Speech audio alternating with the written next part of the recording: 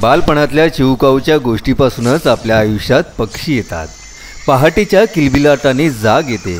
दिवसाची सुरुवातही तिथूनच होते। अंगणातला अथवा घरातला पिंजऱ्यातला पोपट असो की आताचे लव बर्ड्स आपल्याला भुरळ घालतात। पक्षी आपल्या जीवनाचाच भाग आहे। या पक्ष्यांवर संतांनी कवींनी नितांत प्रेम केलं। ज्ञानदेवांचा पैलतोगे काऊ कोकत आहे असो की संत तुकोबारायांचा पक्षी ही सुस्वरे आळवीती असो, हा पक्षी संवाद साधतच आहे। या पक्ष्यांवर प्रेम करणारी जगभरात आहे। त्यांच्याच नावाने सप्ताह साजरा करावा ही भन्नाट कल्पना आली ती मुळात विदर्भातून।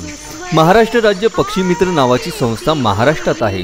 त्यांचे अध्यक्ष अमरावतीचे जयंत वडतकर आहे। बहार नेचर फाउंडेशन ही वर्धा येथील संस्था। त्यांनी हे पाऊल उचललं।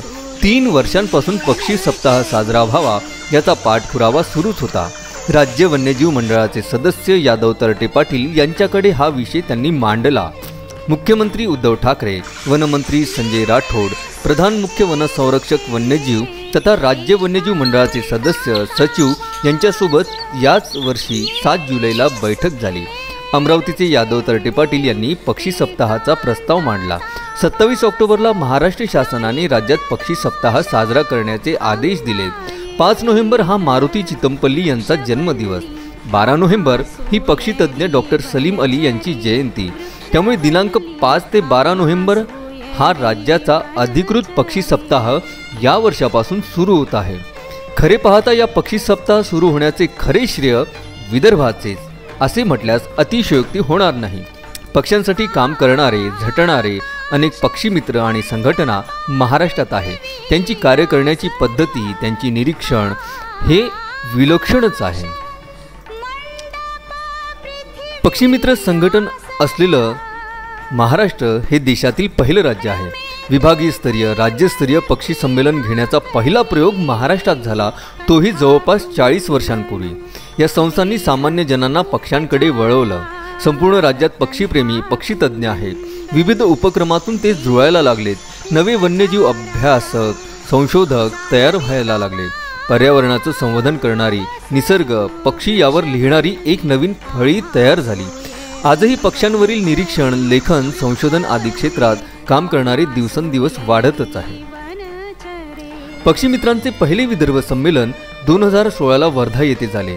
या संमेलनात पक्षी सप्ताह साजरा करण्याचा ठराव मांडण्यात आला।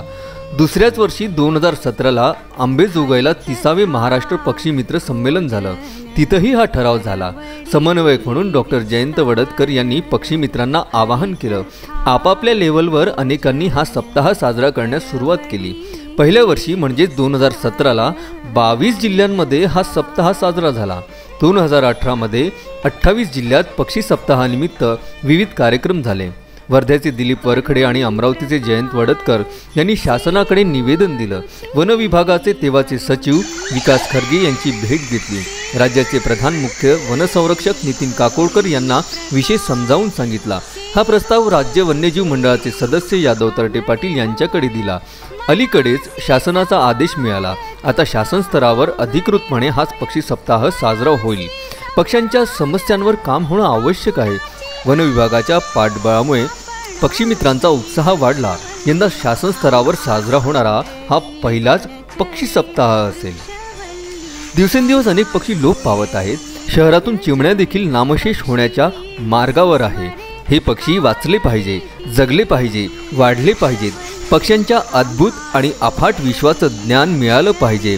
त्यांच्या असण्या नसण्याचा मानवी जीवनावर होणारा परिणाम अभ्यासता आला पाहिजे।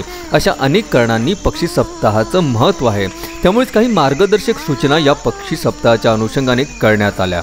पक्षाच्या या पक्षी सप्ताहाचं 5 नोव्हेंबरला उद्घाटन होणार आहे आणि इथूनच होणार आहे पहिला पक्षी सप्ताह सुरू।